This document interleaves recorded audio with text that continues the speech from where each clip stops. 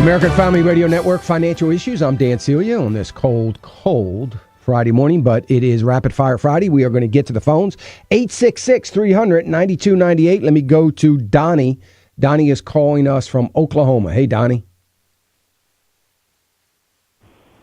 Go ahead, Donnie. Be able to talk with you, sir. Thank you. My comments were on Obamacare. It's not going to make it, period, because if I was a young, healthy gentleman and I didn't need insurance, why would I spend all my money on insurance when I didn't need something? And the other point is that I'm full-blooded American, and they tell me I have to do something. They're just kicking themselves in the foot because I'm pretty headstrong, and it's like, they can stick it wherever. If it's my choice, it should be my choice instead of theirs. Yeah, I'm with you, Donnie. It is a loss of our freedoms as we think about this. And one of the things that's very, very interesting, and I'm waiting for the numbers because I think on Monday we'll start to see the numbers on emergency rooms and what they did. Because apparently what is happening, obviously, as you can imagine, and I can, I understand this, that those people that have lived a long time without, with pre-existing conditions that have never been able to get health insurance and frankly have not been able to get proper care are all rushing to doctors in the emergency rooms to get some care. And you can't blame them. And when you throw that on top of the fact that you've got young people that have not been able or aren't signing up, that don't need health care, so consequently, it's not going into the system, which is going to support those that are going to be more of a drain to the system, then we're in big, big trouble. So economically, this is going to be a big problem. And unless we start seeing massive amounts of young people registering, and if we do, it's not going to be this year. The fine this year is 1% of your income. So, 1% of your income is not huge. As a matter of fact, 1% of your income in all likelihood is going to be less money than you would pay for health care premiums. So it's not going to happen. Next year, it's 2% of your income. It gets a little bit closer to what you would pay. In the following year, it's 2.5%. So they are incentivizing, so to speak, through punishment to those young people to sign up for Obamacare. So it's going to be interesting to watch. It's going to be interesting to watch and see how it shakes out. Let me go to Dawn. Dawn calling us from Pennsylvania. Hey, Dawn. Hi, how are you this morning? I'm good, Dawn. Good. Hey, I'm calling just to kind of show a parallel. You were talking about the Houston hospital that couldn't make payroll. Yes. And tying that with the Obamacare refunding or funding, I guess, for the care that they've given out. So in a different spectrum, I work in a bank, and we deal with folks that own daycares.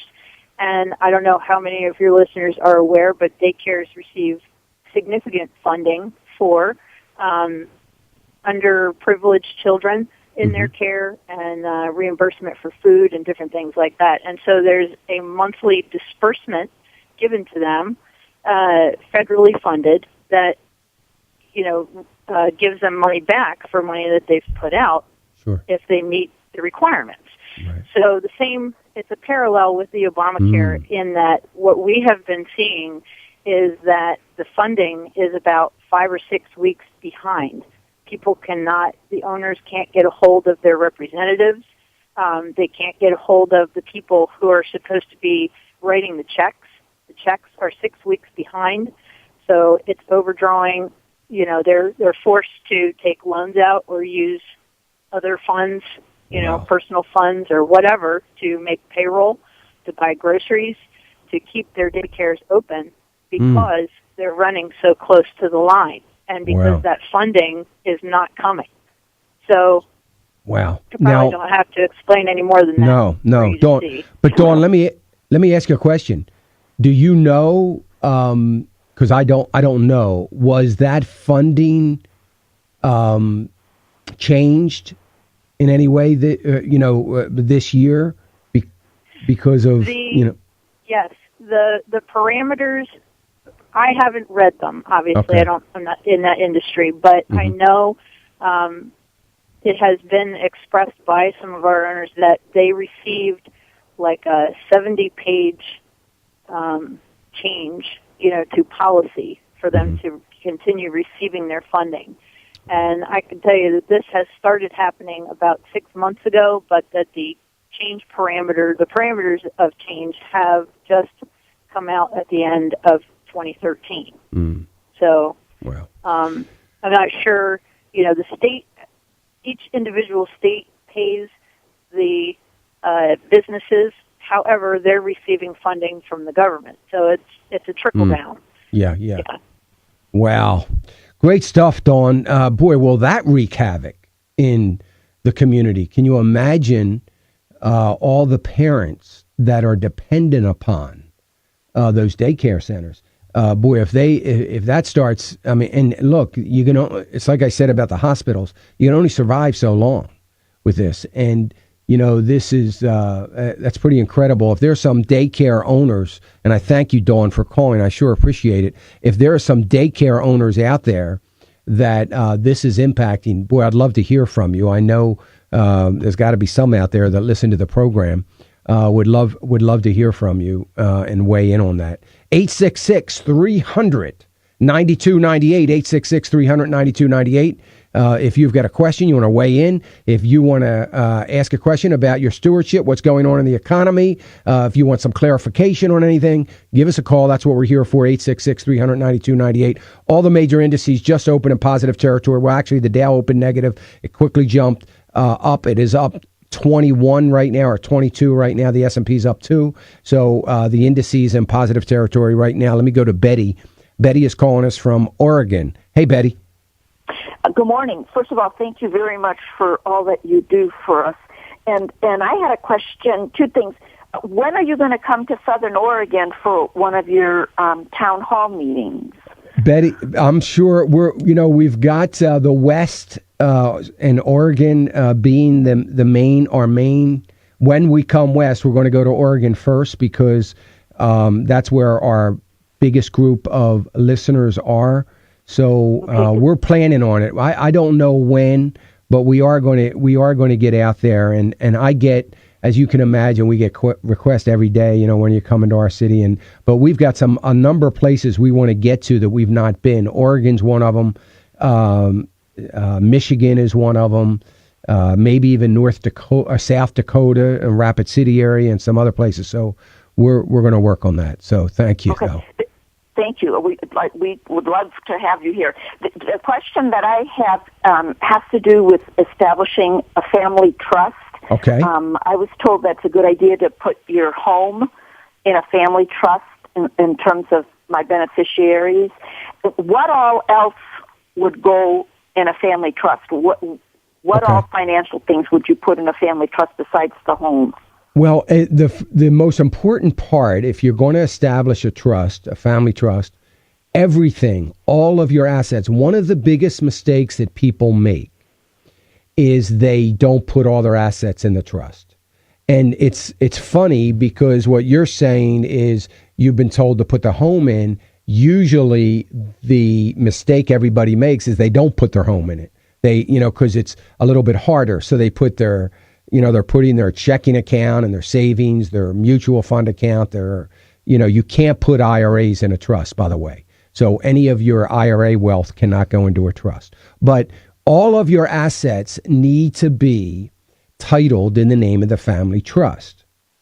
And you also need, just because you have a trust, Betty, you still need a will.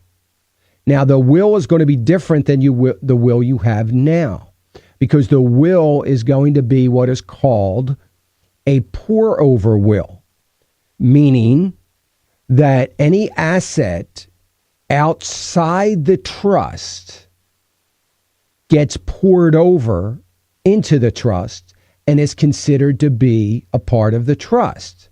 Now, here's the thing.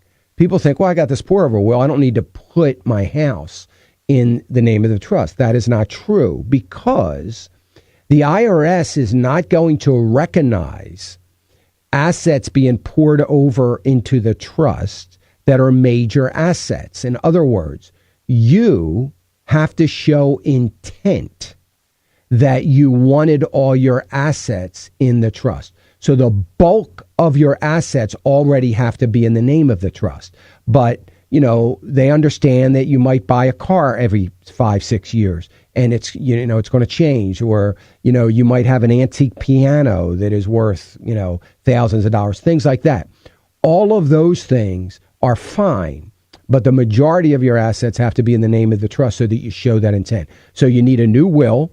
Now, the other thing you use the will for are some very specific things.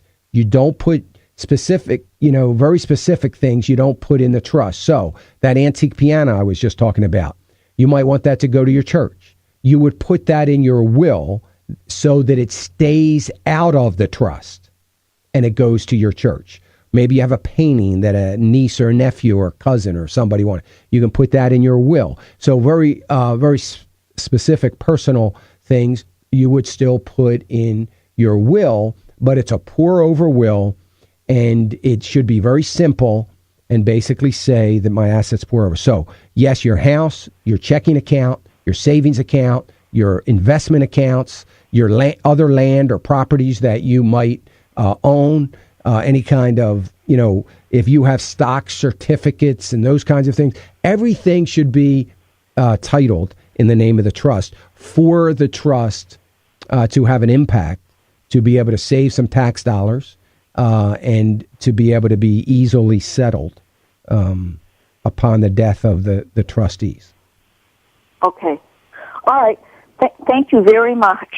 You're welcome, Betty. Thank you for that call. That's a great question. I'm glad you called. Let me go to Nathan. Nathan in Virginia. Hey, Nathan. Hi, Dan. Thank you for taking my call. Sure. Hey, I have a couple of questions, actually. The first one, I work for an international company, and they offer us a 20% discount on stock purchase. But since it is an international company, I'm concerned about what type of penalties I might incur investing in those stocks. Mm-hmm. That's the first question. And the second one, I have a 401k, and I've probably got about $50,000 vested in it now. I've been increasing what I put into it every year by about 1%, with the assumption that I get, about a 2 to 3%, merit increase annually. I've recently changed the allocation, the current allocation from stocks over to bonds. Kind of listening to what you said about looking forward to this downturn. Mm-hmm. Once this downturn does happen, would it behoove me to take those out of the bonds and put them back into stocks? It would, yeah. So I hope that the bond fund that you're in is just a very short-term bond fund, because so many I know 401ks don't offer money market accounts, because I'm not a fan of bond mutual funds, because they're still going to be go down yet, I believe. But yes, the idea of this, Nathan, is that you're going to wait it out, right? So we're going to have this correction at some point in time. We could see this pullback. How old are you, Nathan? 41. So, and at that point, you start moving, back over into the stocks once we have this correction. Now, I would say that, it's okay now what you've done, but I probably would have kept a little bit in the stock fund. But you've captured an awful lot of gain, and you've captured a very good year. So your timing of it could not have been better. You picked a great time to do it. So I would just sit tight. Did you change your contributions? In other words, all your contributions going into the bond fund now? No, I left the contributions the same. Okay, good. That's good. Okay. So I think you're in great shape. So, yeah, as soon as we see that pullback happen, As we see, and it could be a year after the pullback, could be 2 years. As we see things start to come back up, then wean your way in every month back into stocks until you get it. Not all of it in, but about 20% of it back in. Okay. Now, the international stock, if you're a part of a very large company and you feel very good about the company, you understand and know the company, and they have great stability, not necessarily great growth potential, but great stability because they're an old, long time established company. There's really the penalty. So there's no real penalty other than, and this is not a penalty, but you will have to file